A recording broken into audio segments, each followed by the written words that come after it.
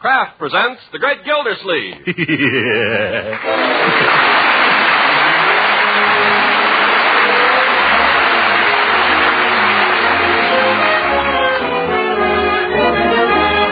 The Kraft Cheese Company will also bring you Bing Crosby every Thursday night. Present each week at this time Harold Perry as The Great Gildersleeve, written by John Whedon. We'll hear from The Great Gildersleeve in just a moment. Well, Christmas is still a few days away, but I imagine in most of your homes the festivities have already started for the youngsters. Yes, with the kids on vacation, there are probably plenty of parties and occasions when friends drop in. Now, that calls for a well-filled cookie jar. Yes, and a big bowl of popcorn now and then. So here's a tip. For cookies that fairly melt in your mouth, try making them with parquet margarine for the shortening. You see, besides being grand for table use as a spread for bread and seasoning for hot vegetables, parquet, when used as a shortening, adds delicate extra flavor to all baked foods. Try parquet melted over popcorn, too, and just watch the youngsters go for it. Best of all, these Christmas treats aren't expensive when you use economical parquet. So get your holiday supply of parquet margarine tomorrow and surprise the youngsters with the best holiday cookies and popcorn they ever tasted. Just ask your dealer for parquet, P-A-R-K-A-Y, parquet margarine made by Kraft.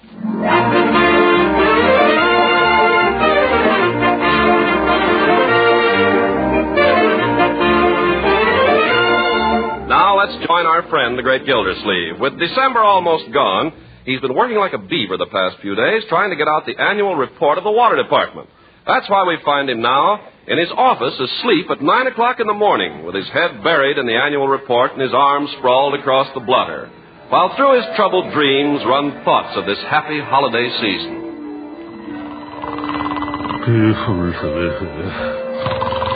They must get at that Christmas card list, Uncle Mort. All right, Marjorie. Model airplane. That's all I want for Christmas, a model airplane. I know, Leroy, I know. How about that annual report, Mr. Gildersleeve? Right away, Miss Fitch. How many for Christmas dinner, Mr. Gildersleeve? Can't order till I know how many. Give me a chance, Bertie. Just because I'm giving you a present, Throckmorton, I don't want you to think you have to give me a present. Oh, Leela, I almost forgot. Have you bought the tree? Tree? Have you bought the mistletoe? Wait a minute. Have you forgotten anybody? Wait! Mr. Gildersleeve, What do you want? we regret to inform you that federal regulations require payment for all charge purchases on or before the 10th of the month. Oh, go away, all of you. Christmas, I hate it. Oh, Mr. Gildersleeve. Oh, my goodness, what's happened?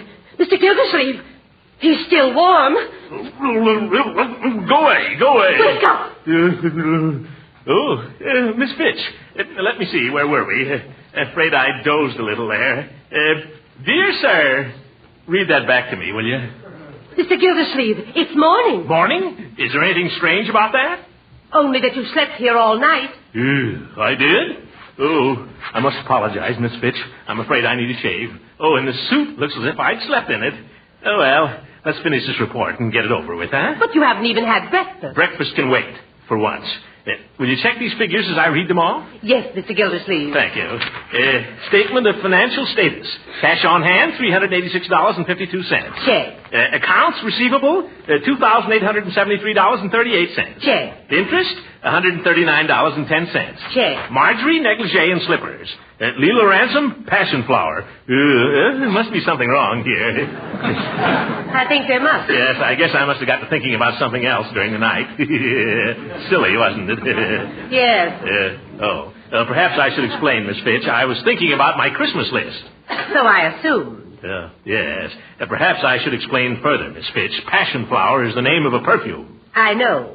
I use it exclusively myself. Oh, maybe I better give it a little more thought then. You know, Miss Fitch, I had the most awful dream last night. I don't wonder. Yes, I dreamed that I hadn't done a bit of Christmas shopping, which I haven't. But I also dreamed that it was the day before Christmas. I want to tell you I was frantic. Mr. Gildersleeve, I don't want to spoil your dream, but it is the day before Christmas. What? It can't be. But it is. What happened to all those other days? There's a whole week I've lost track of. You've been working too hard. You've been going around here in a fog. Oh, but I haven't bought a single present. I haven't had breakfast. Haven't even had a shave. Oh, this is really going to be one of my bad days.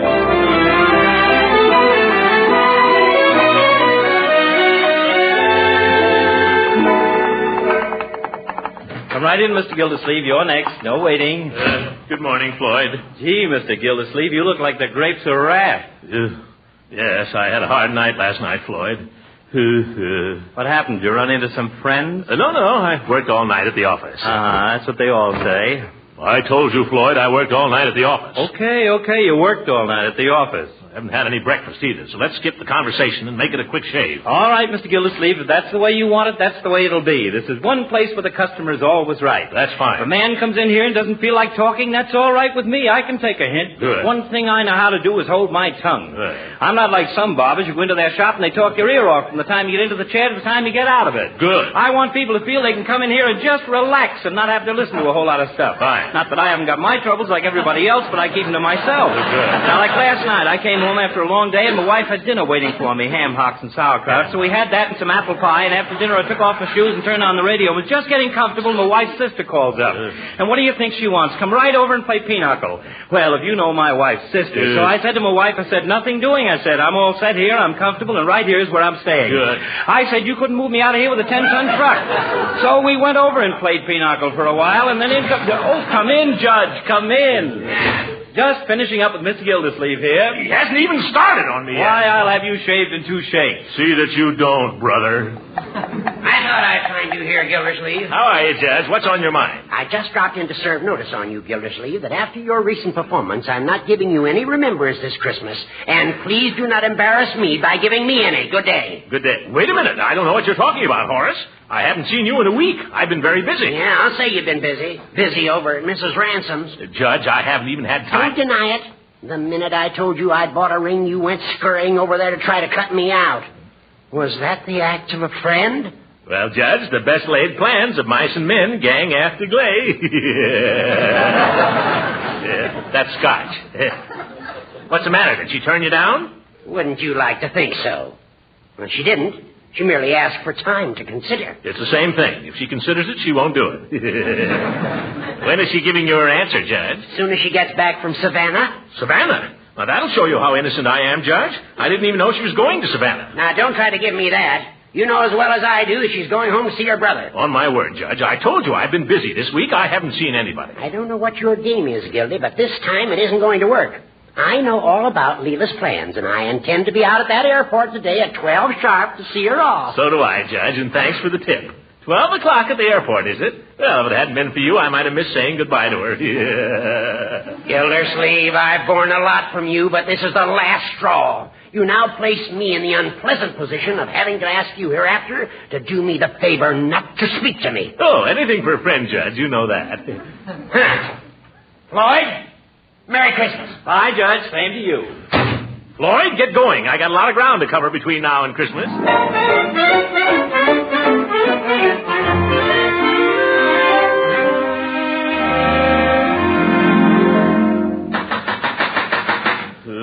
I wonder if I'm in time. I wonder if she's left yet. Leela, have you left yet?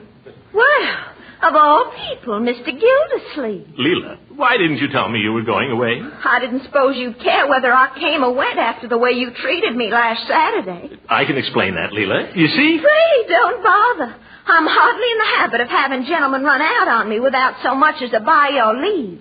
Leela, let's talk this over.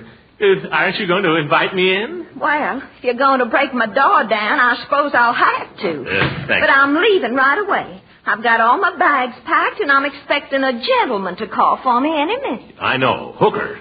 I'm not saying who it is, but he's more of a gentleman than you are. Leela, about last Saturday, Bertie came back unexpectedly, and I had to go down to the station to meet her. Did you ever come back? But Leela... Did I ever hear word from you all week? But I haven't had a minute. I've had to get out the annual report of the water department. And if you know what that means... I know what it means. It means you care more for your old waterworks than you do for me. All I can say is I'm glad I'm going away. Oh, now, Leela. I'm glad. I'm glad. Leela, don't be like that. Leela. Oh, help. Somebody help. Look, Leela, I bought you a present.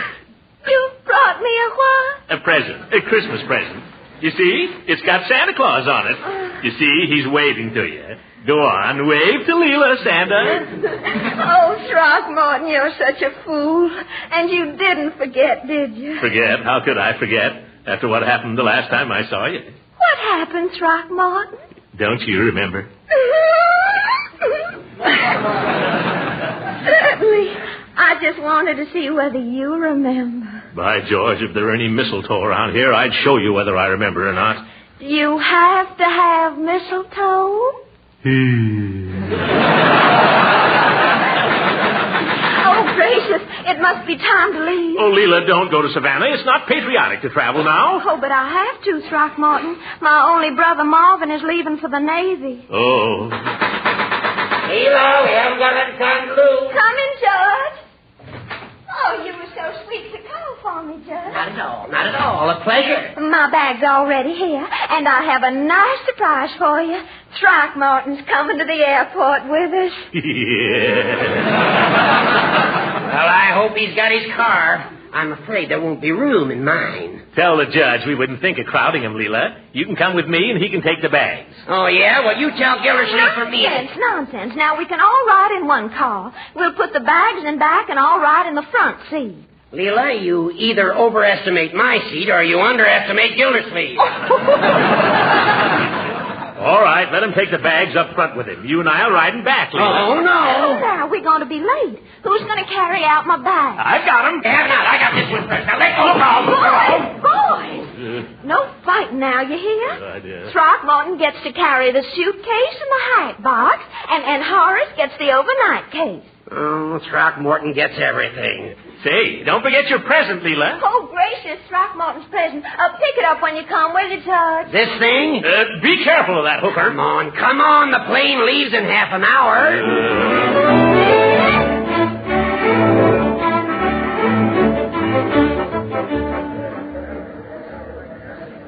37 to Savannah. All passengers aboard, please. That's you, Leela. That's your plane. Oh, my goodness, I'm so excited.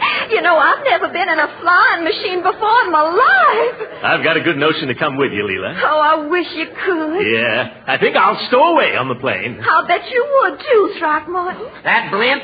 There isn't room to stow him away on the B-19.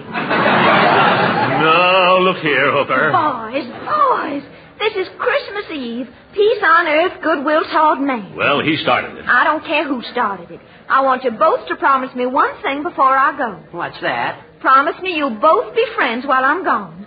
Come on now, shake hands. Shake hands, Throckmorton. Come on. Well, all right. That's better.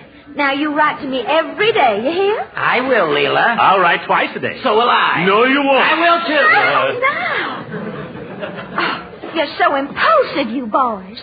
I want you to do me another favor. Anything you say, Leela. I want you both to spend Christmas together just thinking about me.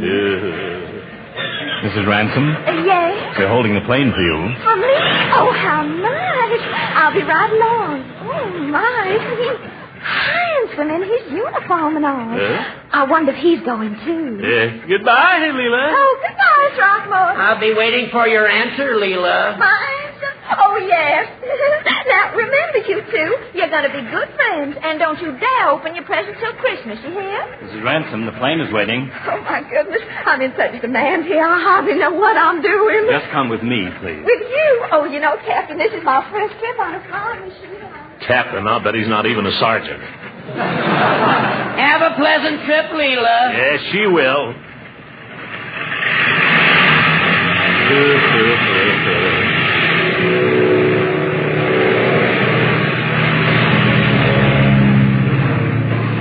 Well, there she goes. Yeah, she'll soon be 5,000 feet in the air. Yeah, that's right. Oh, dearie me. Now, isn't that too bad? What? Something I forgot to give her. Huh? Your Christmas present for Leela. I'm still carrying.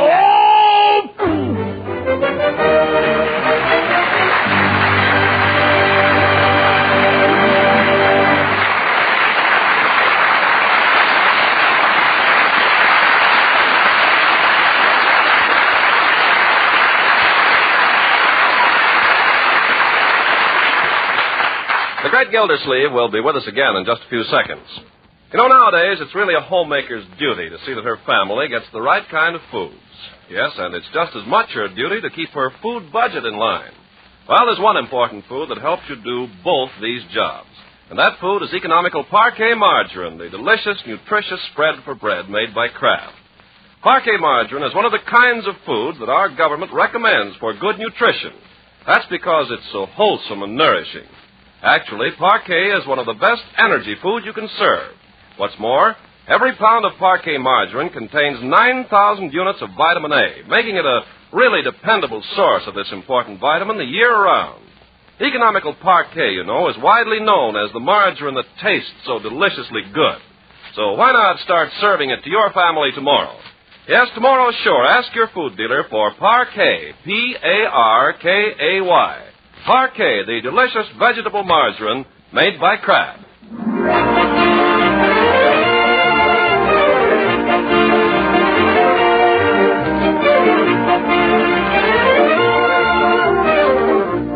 Now let's see what's happened to the great Gildersleeve.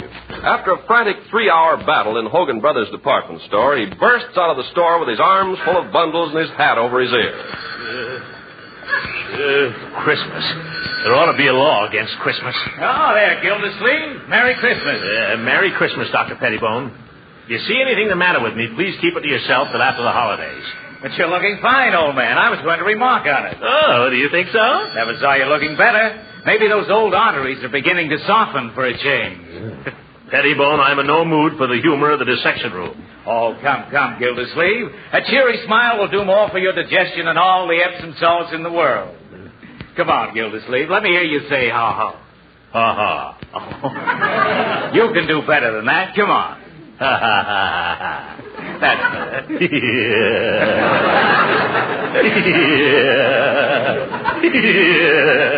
That's enough now. That's fine. Just keep smiling, and your gastric juices will thank you. My goodness. Let me see now. I got a present for everybody except Judge Hooker. That's fine. Well, hi, George. It's beginning to feel like Christmas. Yes. Hooker. Da-da-da-dee-da-dee-da. Well, I wonder if I should break down and get Hooker a present. After what he pulled on me this afternoon, I know, but maybe he really did forget to give Leela that package. After all, this is Christmas. No time to bear a grudge. He isn't going to give me a present, though. I heard him say so. Yeah, but you can't trust him, Gildersleeve. He's just sneaky enough to go and do it. I could give him a little present, not a very good one. I could stop in here and get him something kind of cheap at the drugstore. I think I will. I'm dreaming of a white Christmas just like you are. Oh, hello, Mr. Gildersleeve. Hello, Phoebe. I didn't know that you were musically inclined, Phoebe. Well, no, I wouldn't go so far as to say that. I do find myself humming a tune occasionally when I'm alone here in the shop. Oh, you know what they say? It's music makes the world go round. Or is it love? Did you ever listen to this fellow Crosby, Mr. Gildersleeve? Crosby? Oh, yes. Quite a singer. One of the best. As a matter of fact, I've been compared to him once. Well, I was. Usually I like to listen to him on Thursday night. So does Mrs. Peavy. Oh, Mrs. Peavy's a music lover, too, huh? Oh, yes. As a matter of fact, one of the things I'm giving her for Christmas is an album of records. Selections by John Philip Sousa. Yes. He happened to be playing at the Steel Pier when we were on our honeymoon. Oh. Well, between Crosby and Sousa, you can't go wrong. Hey, maybe you can help me out, Peavy. I came here to find a Christmas present. Oh, something for a friend? Well, I don't know that he's a friend, but I got to get him something. Well, I dare say we can find something suitable, Mr. Gildersleeve. Now, let's see. He doesn't have to be too suitable. Well, what sort of thing does your friend like? He doesn't even have to like it. It just has to be a present. Well, that makes it rather difficult. If you could give me some idea. Well, I'll tell you. I'm buying it for Judge Hooker. Judge Hooker? Well, it's a small world, Mr. Gildersleeve. Oh, is it, Peavy? Would you believe it? Judge Hooker was in here not over an hour ago selecting a present for you. Oh, so this is the kind of place he comes to buy me presents, is it? I think you have a pleasant surprise in store for you, Mr. Gildersleeve. This gift is not the sort of thing you'd expect to find in a drugstore. I'd like to know anything you wouldn't expect to find in a drugstore. Tell me, Peavy, what did he buy me? Oh, well, no, I'm afraid I couldn't tell you that. Professional ethics, you know. But I want to know how good a present to buy him. At least you can tell me how much it cost. No, but I believe I can say without betraying any confidence that it was under $5. Good. Now we're getting someplace. What have you got for an old goat that costs less than $5? Well, I've got a special on a fountain pen set here. Huh? You see, it says double-barreled, self-filling, iridium point, streamlined blue-side case, special patented clip, indestructible, guaranteed to last to eternity. Is it any good? It's all right. You can't expect everything for $3.98. Yes. You say it's guaranteed to last till eternity. Well, how long is that? 10 years? Well, no, I wouldn't say that. 5 years? If you don't drop it. Of course, if you don't care for the fountain pen, I have other things. I have an 8-day clock here, but the thing about that is... I know. You have to wind it too often. Now, I'll take the fountain pen. May not last forever, but neither will Hooker. I suppose you'd like it wrapped as a gift. Wrapped as a gift? What does that mean? Take the price tag off. Oh, yeah, wait a minute. Does this pen cost more than the present the judge is giving me, or less? Well, the pen is slightly more expensive. Then leave the tag on it. I'll just take it as it is. Charge that, will you, Peavy? Hogan Brothers got all my money. Well, glad to, Mr. Gildersleeve. I hope you have a Merry Christmas. Oh, same to you, Peavy, and the same to Mrs. Peavy.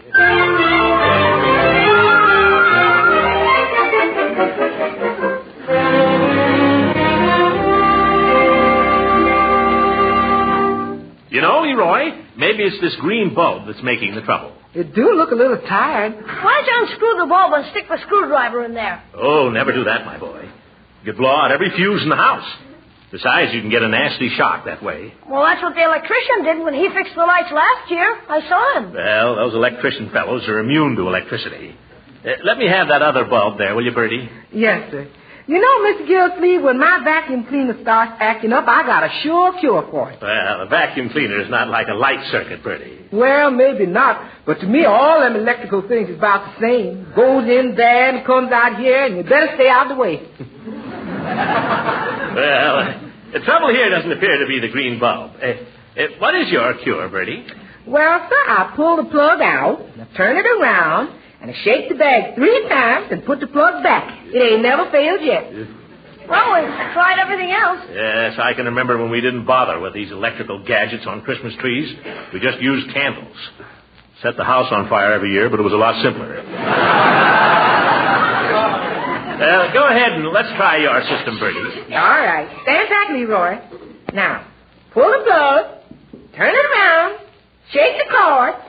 1, 2, 3. Put the plug back. Well, I'll be. Bertie, you're a genius. Marjorie, come on in and see the beautiful tree. Oh, it's beautiful. Let's turn off all the other lights and see how it looks. Hey, that's super. Oh, it's lovely. Isn't it, Uncle Mort? Yes, it is. It's lovely. That's the prettiest tree I ever saw in my life. Reminds me of the World's Fair. Well, it's not as big a tree as we've had other years, but when you think of all the people who aren't going to have any Christmas tree at all this year. You know what gets me? Every year, Uncle Mort says, well, don't expect much this year, kids. We're going to have to cut down and just have a very small Christmas. I know. And every year seems like there's more presents than ever. Oh, Uncle Mort, you've been so good to us. You've been like Santa Claus and Daddy and our favorite uncle, all rolled into one. Yeah, you're a swell, Unc. No. I made some of them Christmas cookies special for you, Mr. Gildersleeve. Shall I bring them in? Well, I can't think of a better time for Christmas cookies than right now, Bertie. I'll go get them. Yeah, cookies. I think I'm going to like this Christmas. Hey, Unc, can we open just one present, can we, huh? Well, don't you think you ought to wait till Christmas, my boy? Oh, but you always let us open just one. I'll pick a little one. Well, all right then. Just a little one. Come on, Marge. You pick one of yours and I'll pick one of mine. Now, let's see what you got first. Gee, thanks, Unc. A war bond. Just what I needed. Not what you needed, maybe, but what the country needed. I know it may be something of a disappointment to you. No, I think it's swell. I don't care if I didn't get a Model P-47 with a motor in it. Well, it may mean that somebody else will get a real P-47 with a real motor in it. You have to think of that, my boy. Yeah, I just wish I was the fellow who's going to fly it, that's all. Open yours, Marge. Let's see what you got. I think I know. Is it, Uncle Mort? Well, you open it and see. You remembered. What you got there, Miss Marjorie? Every year he gives me one. Listen. Oh, it's a darling one. I love music boxes, and I love Christmas. Merry Christmas, Uncle Mort.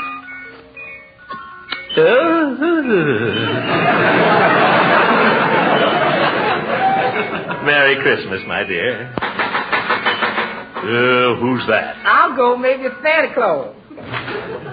Well, for goodness sake, come in, Judge. Good evening, Bertie. Merry Christmas. Merry Christmas to you, Judge. Hello, Leroy. Hi. Hello, Marjorie. Merry Christmas, Judge. Would you be good enough to ask your uncle, Marjorie, whether he's in? Ask the judge whether he's blind. Oh, so that's your attitude. Well, you may recall, Throckmorton, that we gave a certain lady our promise that during her absence we would be friends. Yes, I recall it vaguely. Well, I, for one, am a man of my word. It's customary for friends to exchange tokens this holiday season. For that reason, and for no other, I have brought you a slight gift. Here. Oh. Well, now that you mention it, I have one for you. There.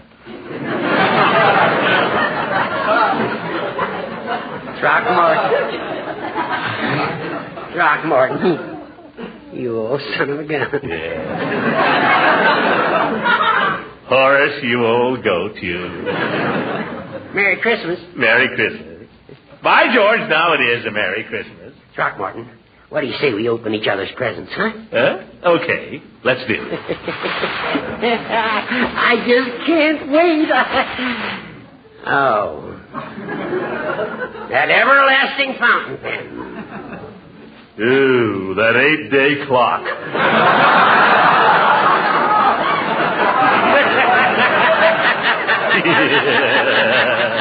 Throckmorton, I think Brother Peavy unloaded something on us. Well, now, I wouldn't say that.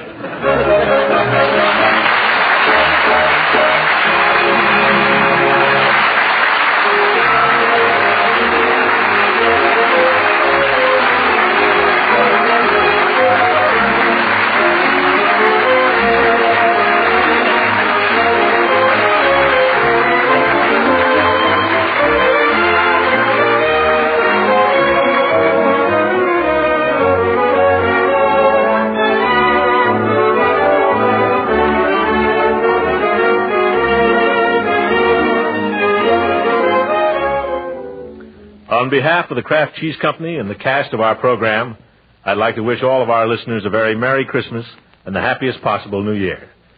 There are many of us for whom it'll be difficult to be merry this Christmas, with loved ones far away and families divided. But let's try to keep up the Christmas tradition for the sake of the men who are fighting to preserve it. And to those men also fighting in foxholes and slit trenches, on the sea and in the air, north, east, south, and west, we also send our Christmas good wishes. God bless you all. Good night, everybody. Original music heard on this program was composed and conducted by Billy Mills. This is Ken Carpenter speaking to the makers of Kraft Cheese and inviting you to tune in again next week for the further adventures of the great Gildersleeve.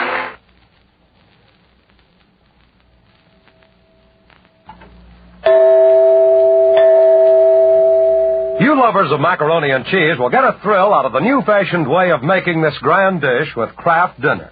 A package of Kraft Dinner contains special macaroni which cooks up fluffy and tender in just 7 minutes. And the Kraft Dinner package also contains some Kraft Grated, which supplies the grand cheese flavor. You just boil the Kraft Dinner macaroni for 7 minutes, drain it, and stir in the Kraft Grated. Your macaroni and cheese is ready to serve. Now, because Kraft Dinner is so simple to make, so good and so economical, it has become tremendously popular throughout the country.